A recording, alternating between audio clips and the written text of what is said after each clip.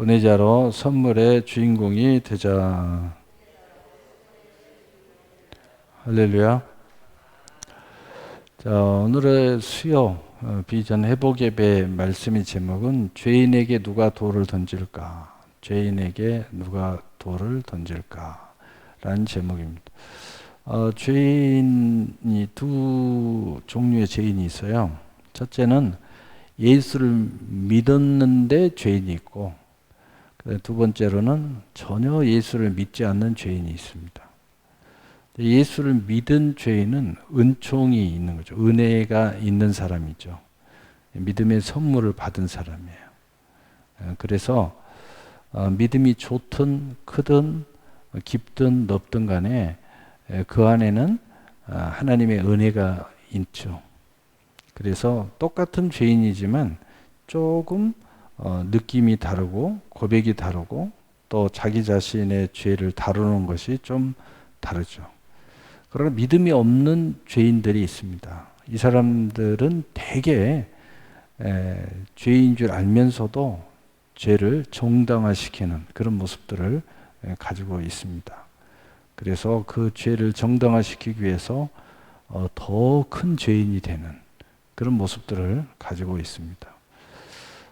거짓말을 한번 하다 보면 그 거짓말을 정당화시키려고 또 다른 거짓말을 하게 되죠. 마치 그런 것처럼 더 큰 거짓말을 하죠. 또 더 악한 짓을 하는 사람들 보면 그 악한 덮기 위해서 또 그것이 비밀이라고 여기기 위해서 그걸 안다든가 또 그거에 대해서 발설할 어떤 상황이 벌어지면 그걸 덮기 위해서 온갖 나쁜 짓을 다 해서라도 그걸 덮으려고 하죠. 그런 죄인이 있습니다. 첫 번째 죄인은 구원을 받습니다. 두 번째 죄인은 지옥에 갑니다. 근본이 다릅니다. 근본이 달라요. 그 영적인 모습을 먼저 살펴보면 믿음의 죄인들은 구원을 받기 때문에 항상 영적 안심이 있어요. 영적 안심. 안식이 아니고 안심이 있어요. 안심. 안식은 죄가 있으면 누리지를 못하는 거예요. 믿음이 있어도 죄가 내 인생을 주도하면 내 마음에 안식이 없어져요. 그러나 믿음이 있는 사람은 안심이 있다. 그 말은 무슨 말이냐면 우리 인간에게는 그 안전의 욕구라는 게 있는데 어쨌든 나는 하나님께서 어떻게 하든 나를 구원하실 거다. 어떻게 하든 나는 천국에 갈 거다 하는 그러한 안심 어린 마음을 가지고 있다 하는 거예요. 그러나 세상에 있는 죄인들은 그런 그 안심의 욕구, 안전의 욕구만 있을 뿐 안전에 대한 보장이 없기 때문에 항상 불안하고 항상 근심스럽고 항상 두렵고 그래서 어느 순간에 보면은 그러한 그 안심하는 마음이 없기 때문에 완전히 타락하든지 완전히 악해지든지 아니면 완전히 염세주의로 빠지든지 완전히 두려움에 빠지든지 극과 극을 달리죠. 중간에 있을 수가 없는 거예요. 중간에 있으면 불안해 갖고 있을 수 없어요. 그래서 술을 칭탕 먹어버리든지 아니면은 완전히 그냥 금욕주의로 빠지든지 그래서 그냥 산속으로 들어가 버리든지 아니 극과 극 중간이라는 게 없어요. 중간에 있을 수가 없어. 불안해 가지고 그런 현상이 일어나게 되죠. 자, 이 두 죄인들이 함께 이야기를 하는데 이 죄인에게 누가 돌을 던질까? 오늘 본문에 보면은 죄인 하나가 등장을 합니다. 바로 그것이 음행한 여자입니다. 그 음행한 여자, 그 당시에는 이거 굉장히 큰 죄였어요. 요즘에는 뭐 그렇게 큰 죄가 아닙니다. 요즘에는 뭐 간통죄도 폐지됐고 사랑이라는 그 미명하에서 이걸 뭐 죄로 여기지 않는 그런 시대가 되었지만 여전히 우리가 늘 이야기했듯이 마귀가 주는 사랑을 하면 죄인이 되는 거죠. 그러나 하나님이 주신 다양한 사랑을 거룩함으로 구별해서 사랑을 나누면 그건 자유가 있는 거죠. 그래서 우리는 믿음 안에 다양한 사랑은 자유가 있어요. 그러나 마귀, 세상에서 가지고 있는 사랑은 모든 사랑을 다 똑같이 하라고 해요. 이성적인 사랑과 다 똑같다. 다 똑같이 해야 된다. 이렇게 경계를 허물어 버리기 때문에 여기에는 이기심이 있고 이타심이 있고 또 여기에는 욕심이 있고 그리고 오직 하나만 차지하는 나머지는 다 파괴할 수밖에 없는 관계가 서로 화평해질 수 없는 관계가 되는 거예요. 그러니까 결국은 하나를 얻고자 모든 관계를 파괴하게 돼 있어요.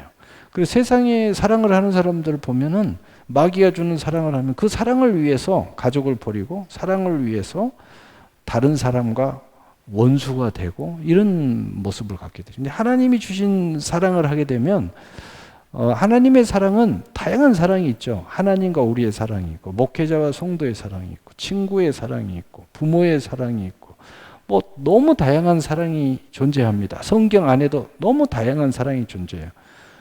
거기에서 오직 우리가 말하는 한 몸을 이루는 육체적으로 한 몸을 이루는 오직 부부 바로 그 사랑과 전혀 모든 사랑은 거룩함이라는 구별로 말미암아 구별돼 있죠. 이게 이 하나님의 거룩함으로 구별되게 되면 이 모든 사랑은 서로 화평하게 돼 있어요.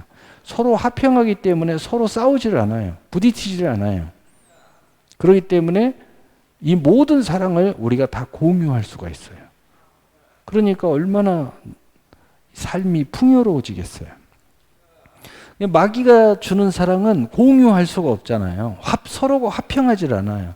그러니까 어떤 뭐 비정상적인 사랑이든 요즘에 뭐 비정상적인 사랑이 뭐 남자와 남자, 여자와 여자 또 어떤 사람은 나는 남자가 되기도 하고 여자가 되기도 하고 막 온갖 이상한 소리 다 하면서 어쨌든 그런 사랑이든 저런 사랑이든 간에 화평하질 않아요.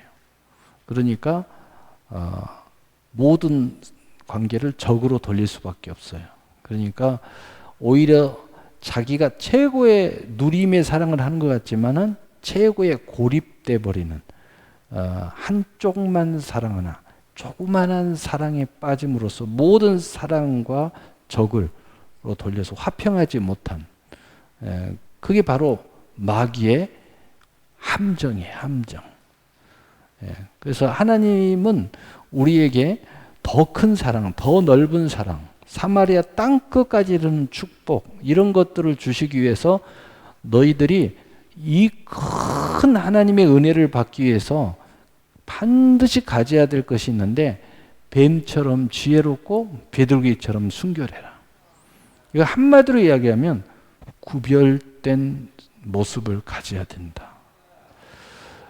그릇이 100개의 그릇이 서로 구별되어 있으면은요, 그리고 깨끗해 있으면 100개의 그릇에 100개의 종류의 물건을 다 담을 수가 있어요.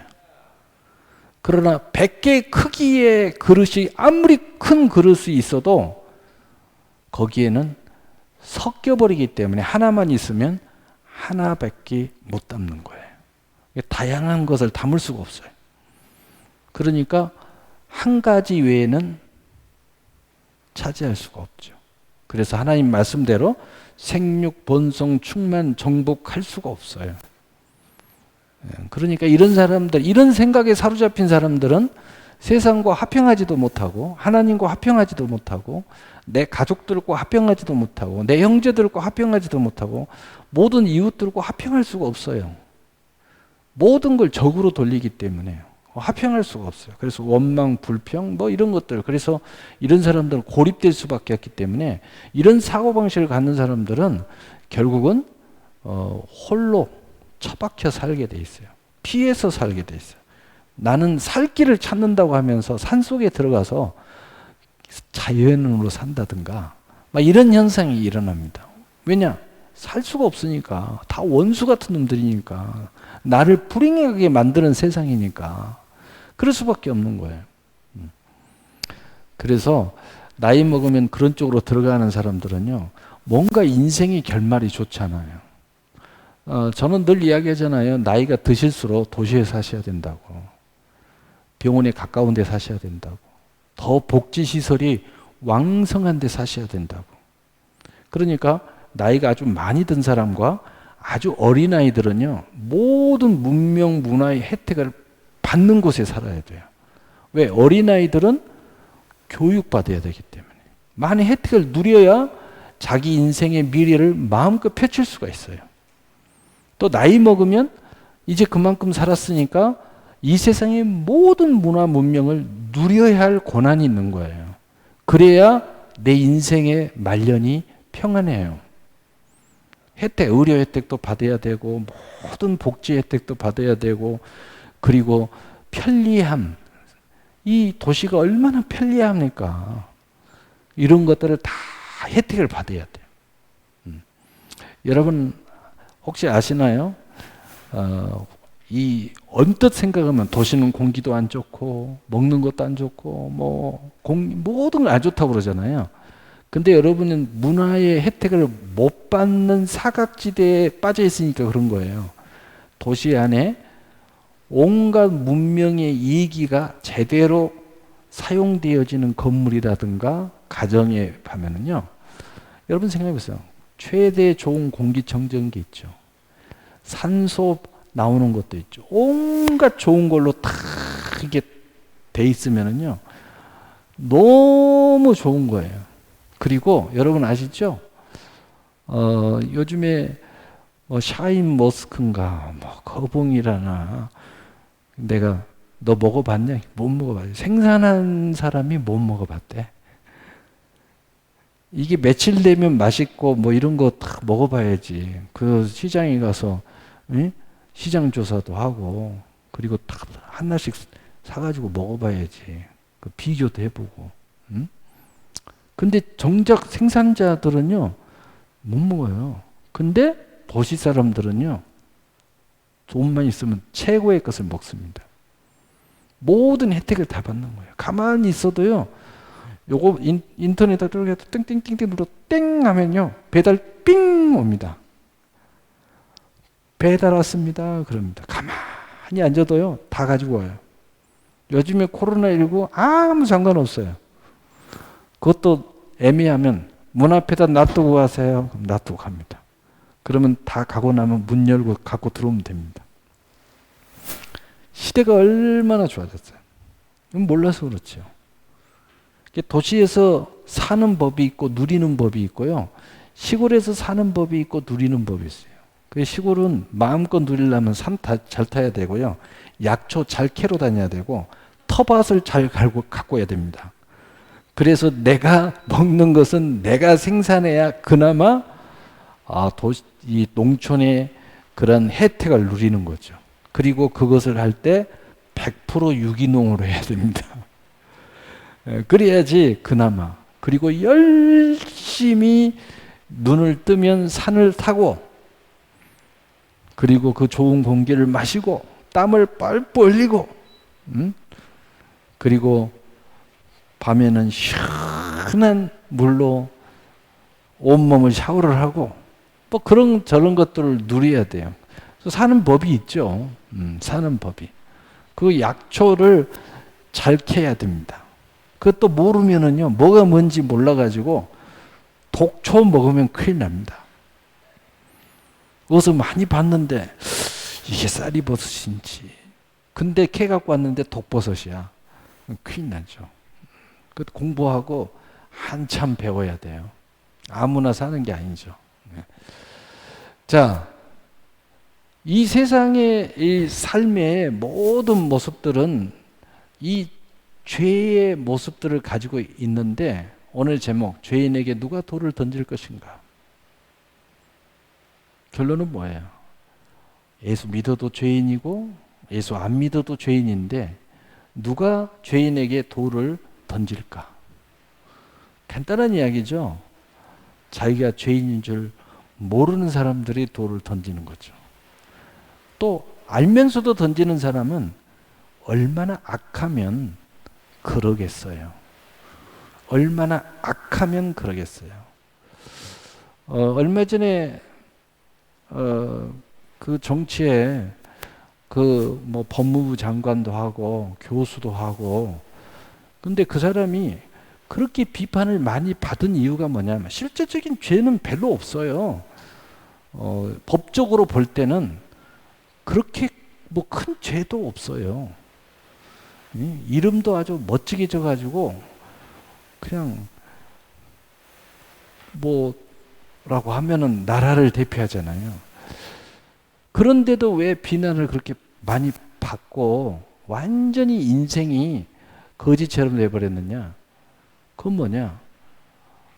자기는 그러면서 남은 어마어마하게 비판을 한 거예요. 자기도 그러면서.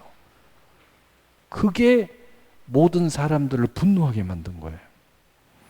너도 그랬어? 너는 더했네? 그러면서 네가 그런 글을 썼어? 그런 트위터를 날리고? 진짜 나쁜 놈이네. 이런 거예요. 가만히 있었으면 별 일이 없을 수도 있었을 텐데. 사람들이 분노를 하는 거예요. 너도 죄인이면서 너보다 더 적은 죄가 있는 것 같은 그 사람을 이렇게 큰 죄인을 만들어 놨어? 이렇게 사람들을 부끄럽게 만들고? 그래서 사람들이 분노한 거예요. 사실은 항상 이 정치 이야기를 설교에서 안 하는 게 좋지만, 정치는 참 그 괴기가 있고 악함이 있고, 또 시대가 지나면 또 드러나놓고 보면 별 문제도 없었는데 그때는 어마어마하게 문제가 있었던 것처럼 사람을 그렇게 만들었다. 그게 뭐 1년이 지나고 2년이 지나고 3년이 지나면은 별일 없이 다 무혐의로 나오고 뭐 그런 게 이 세상이죠. 그럼에도 사람들이 분노하는 이유가 있는 거죠. 우리 안에는 뭐가 있어요? 양심이라는 게 있어요. 양심. 그래서 우리가 인심전심이라는 게 있죠. 세상 말로 털어서 먼지 안 나는 사람이 어디 있어? 이 말은 무슨 말이에요? 너도 죄인이고 나도 죄인이야. 그러니까 서로 좀 이해할 것은 이해하자고. 그래서 이해하자고 하면서 부모의 마음, 또 배가 고파서 뭐 이런 단어가 나오면 사람들이 그랬어? 하면서 이해하려고 그래요. 그게 분명히 잘못했는데, 도둑질했는데도 배가 고파서 했어? 뭘 얼마나 했는데, 길 가다가 좀 살짝 그거 몇 분 되지도 않는데 그거 용서해 주면 안 돼? 이런 분명히 죄인데도 배가 고파서 했다 그러면요, 그래요. 부모로서 자식 사랑으로 했다 그러면요, 좀 이해하려고 그래요. 그 법적으로 잘못했어도. 왜냐? 우리 모두도 그런 마음을 가지고 있거든요. 우리 모두도 그런 마음을 가지고 있기 때문에 인신전심이야. 나도 그게 잘못된 줄 알면서도 그런 적이 있어. 그런데 나는 그것이 드러나지 않았을 뿐이야. 근데 너는 드러났네. 그리고 너는 부끄러움을 당하고 있네. 참 안타깝네.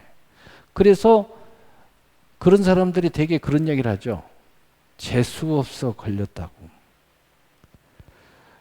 운전을 하다가도요, 중앙선을 휙휙 잘 돌리는 지역이 있어요. 그래서 그냥 쓱 봤다가 휙 돌리고 휙 돌리고. 왜냐하면 남도 그런 걸 봤기 때문에 여기서는 그냥 대충 돌려도 되나 보다 하고 막 돌리는 거예요. 그런데 그날따라 교통경찰관이 삑하니 잡았어. 에이, 오늘 재수가 원 붙었네. 자기가 잘못됐다는 건 생각 안 하고 재수가 원 붙었다고 그래요.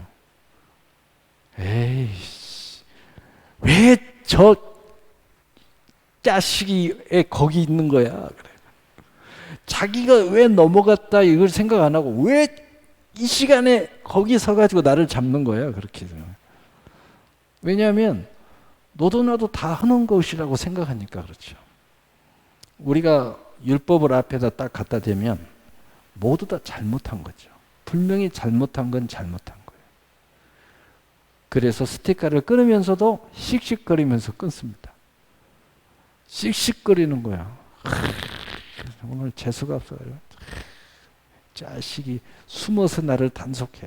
이래가면서 내가 넘어가려면 넘어오지 말라고 앞에서 막았어야지. 이렇게 이야기를 합니다.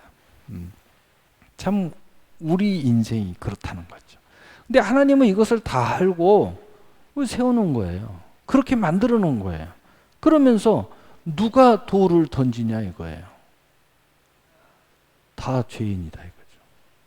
그걸 오늘 우리에게 가르쳐주고 있는. 그래서 너희 중에 죄 없는 자가 먼저 돌로 치라 라고 예수님이 말씀하신 거예요. 이 음행한 여자를 데리고 와가지고 이 사람들이 이 죄인 여자를 보라고 만드는 거예요. 자, 오늘 본문을 살펴보면 요한복음 8장 3절.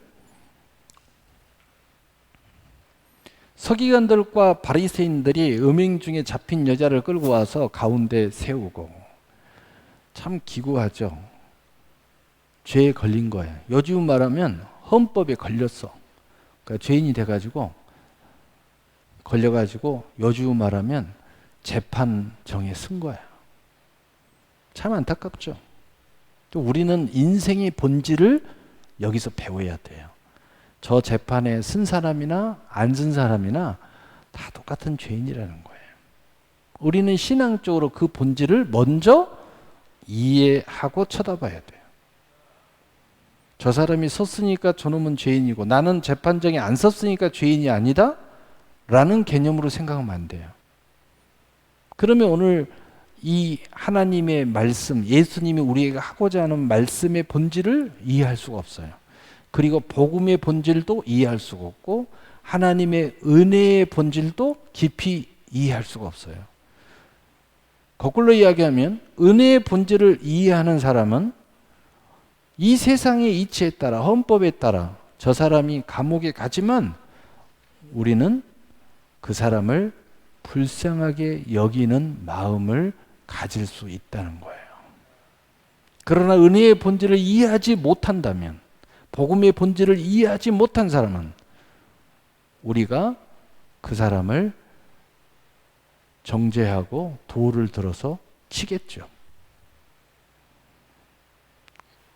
우리는 그 상황을 이해해야 돼요.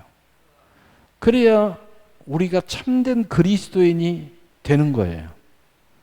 우리가 이해를 못하면 우리가 예수 믿고 하나님의 은혜자라고 하면서도 우리는 우리끼리만 은혜자지 세상에서 우리를 보면 우리를 은혜자로 보지 않습니다. 어떻게 봐요? 유선자, 이중인격자, 지기끼리만 잘 먹고 잘 사는 집단 이렇게 보는 거죠. 그러니까 하나님이 원하고 바라는 교회의 모습을 이룰 수가 없고 그리고 내가 모든 것에 화평하고 모든 것에 공유하는 그 넓은 의미에서 생육하고 번성하고 충만하고 정복하고 다스리는 역사가 이루지 못하는 거예요. 우리끼리만 좋은 거예요. 나만 좋은 거죠. 그래서 정작 삶에서는 하나도 적용이 안 되는 거죠. 참 안타깝죠. 자, 요한복음 8장 4절에 예수께서 말하되 선생이여 이 여자가 간음하다가 현장에 잡혔나이다.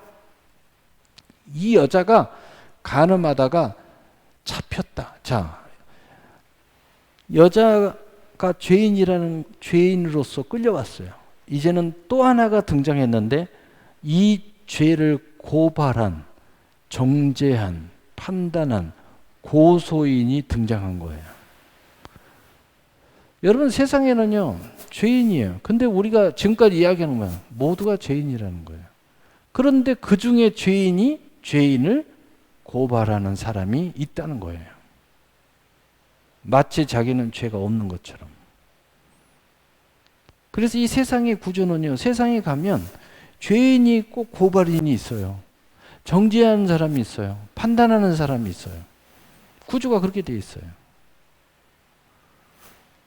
세상은 그게 통할 줄 몰라요. 왜? 나는 죄가 안 드러났으니까.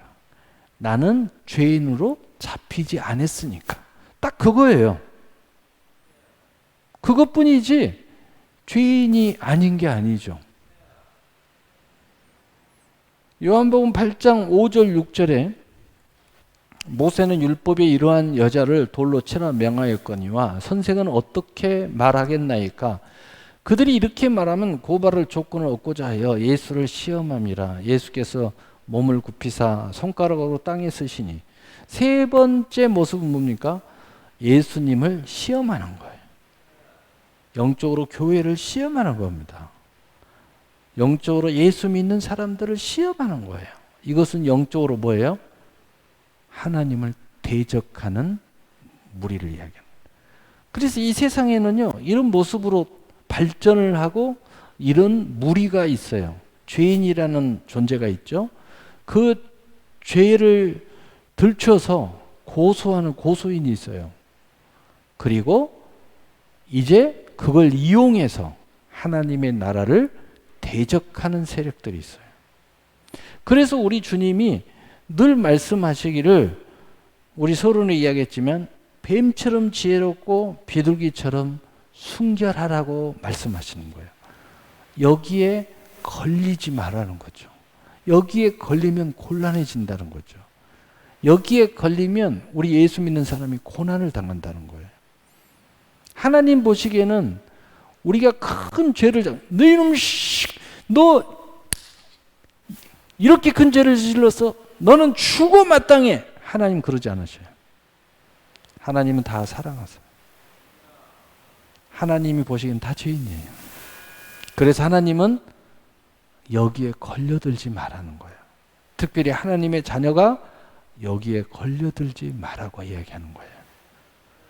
그리고 하나님의 자녀로서 선한 사업에 부하고 하나님의 뜻을 행하는 믿음의 의인, 여전히 죄인이지만 믿음의 의인으로 잘 살았으면 좋겠다.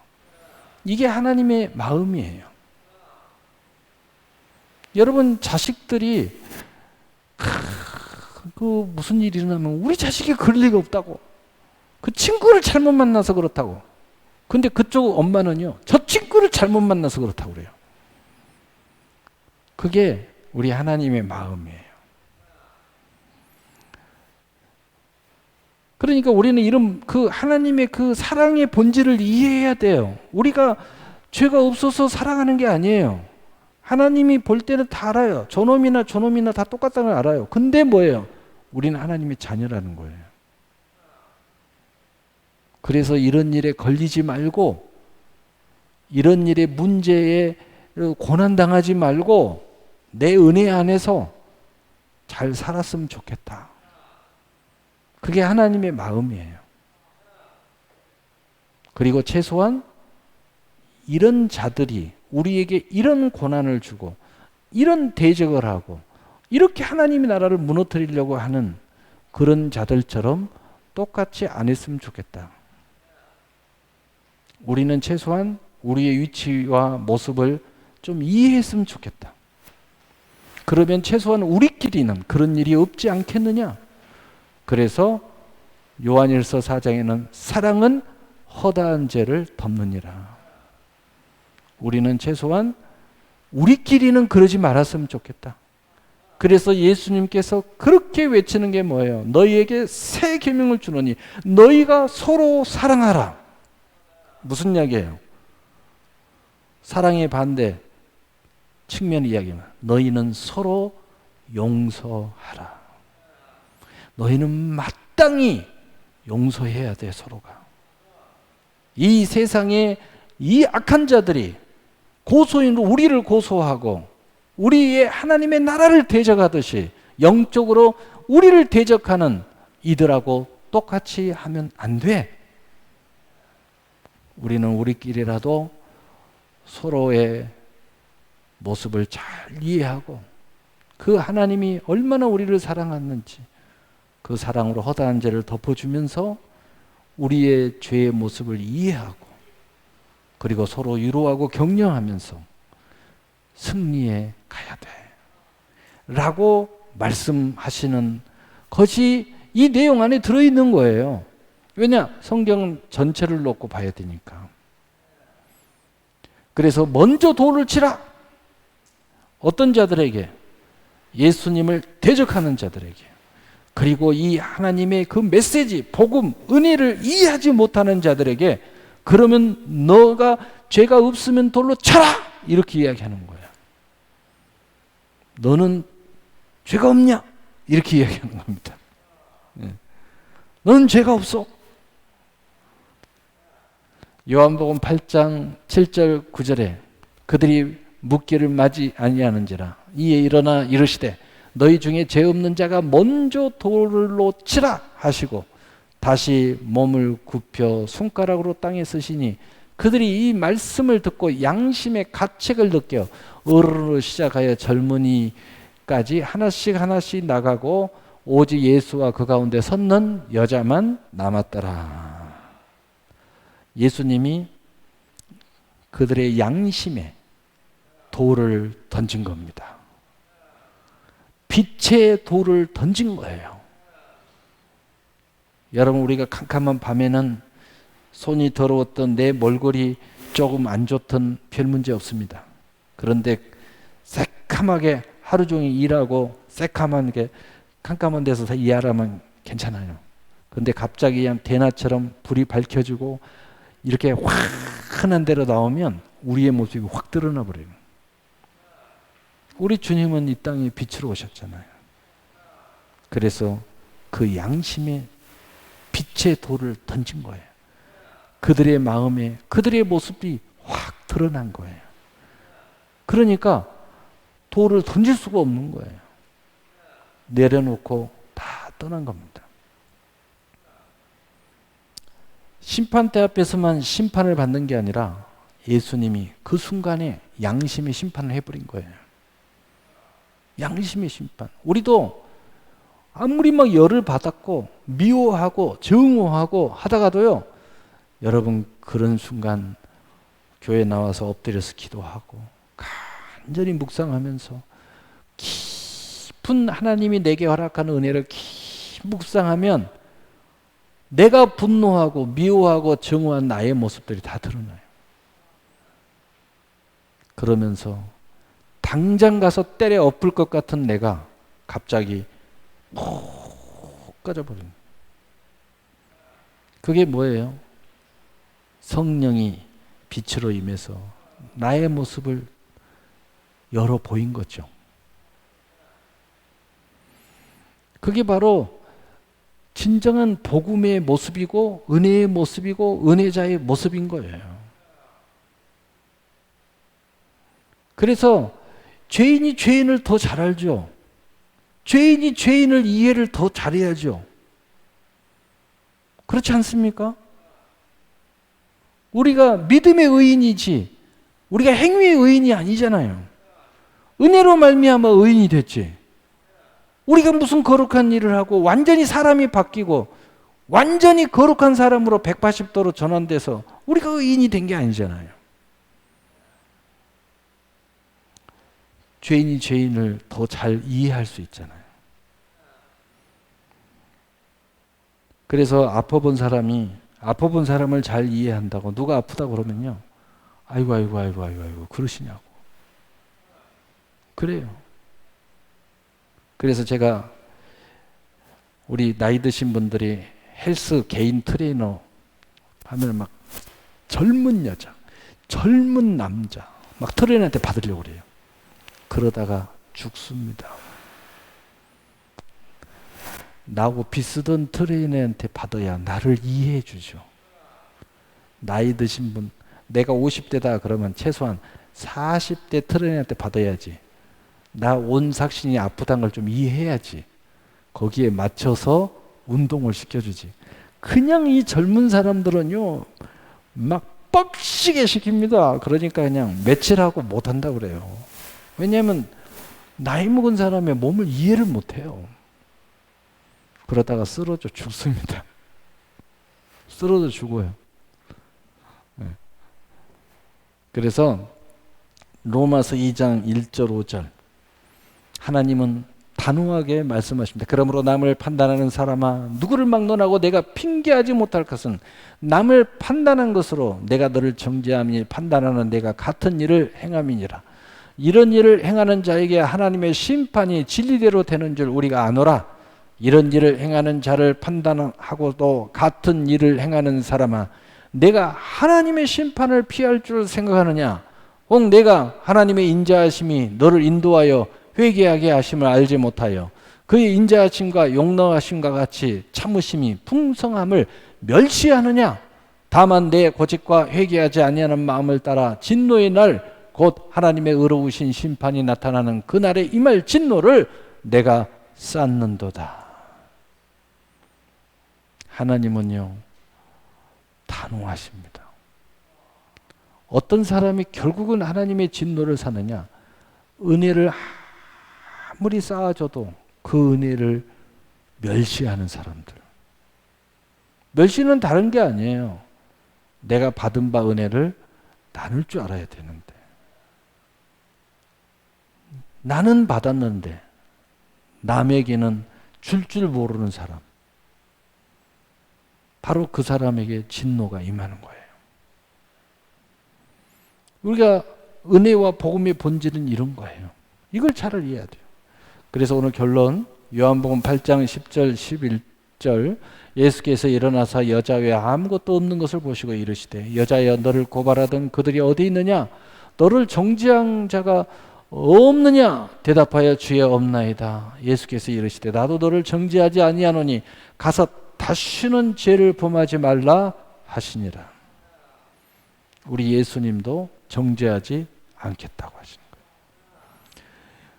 그래서 우리는 오직 예수님이에요. 우리는 죄인이기 때문에, 허물 많기 때문에, 부족하기 때문에, 늘 실수하기 때문에, 늘 연약하기 때문에, 늘 분별을 잘 하지 못할 때가 너무 많이 있기 때문에 간혹 가다가 지혜로울 때도 있고 간혹 가다가 능력을 발휘할 때도 있고 간혹 가다가 정말 의인보다 더 멋진 모습을 들출 때도 있지만 대부분은 그렇지 못해요. 그래서 우리는 오직 예수님 붙잡아야 돼요. 그 예수님이 나의 길이요 진리야 생명이 되셔야 돼요. 그 예수님은 나의 길이요 진리요 생명으로 오셨습니다. 그리고 그 예수님은 우리에게 믿음을 가지고 오신 거예요. 그래서 영접하는 자 곧 그 이름을 믿는 자에게는 하나님의 자녀가 되는 권세를 주셨으니 우리 예수님도 우리를 정죄하지 않습니다. 이게 은혜예요. 하나님의 약속입니다. 이게 복음입니다. 이걸 받아들이는 사람은 그 은혜자가 되는 겁니다. 은혜자가 되는 거예요. 그래서 우리는 구원에 임하게 되는 것입니다. 그래서 요한복음 3장 16절 18절에 하나님이 세상을 이처럼 사랑하사 독생자를 주셨으니 이는 그를 믿는 자마다 멸망하지 않고 영생을 얻게 하려 하심이라. 하나님이 그 아들을 세상에 보내신 것은 세상을 심판하려 하심이 아니요 그로 말미암아 세상이 구원을 받게 하려 하심이라. 그를 믿는 자는 심판을 받지 아니하는 것이요 믿지 아니하는 자는 하나님의 독생자의 이름을 믿지 아니함으로 벌써 심판을 받은 것이니라. 요 말씀과 판단하는 사람아 내가 하나님의 진노를 쌓는 거다. 정말 믿음이 뭐냐 이거예요. 믿음은 결론은 뭐냐. 남을 판단하지 않는 거예요. 나를 심판하지 않는 거예요. 고소인이 되면 안 돼요. 하나님을 대적하는 사람이 되면 안 돼요. 내가 받은 은혜 같이 우리도 서로 사랑하는 것이 믿음이에요. 여러분 이런 자세로 하나님이 주신 인생을 살아보세요. 얼마나 풍요로워지겠어요. 얼마나 행복합니까? 문제될 게 없어요. 왜? 문제는 우리의 연약함, 실수, 허물 이런 것들이 문제죠. 그러나 그 위에 하나님의 사랑으로 딱 덮어버리니까 무슨 문제가 있겠어요. 그게 좀 내가 이해가 안 되는 부분이 생길 때마다 나의 모습을 돌아보세요. 내가 하나님 앞에 받은 은혜를 먼저 생각해 보세요. 그리고 다시 그 예수님의 마음으로 쳐다보세요. 거기에 무슨 문제가 있겠어요? 거기에는 하나님의 약속의 풍요로움만 있게 되는 것이죠. 여러분, 이 하나님의 이 은혜, 이제 이 돌을 내려놓고 이 서로 사랑하는 그 은혜의 빛에 우리가 자유자, 진정 자유를 서로 선물해 주는 우리 모두가 되었으면 좋겠습니다. 사랑의 하나님 아버지, 감사합니다.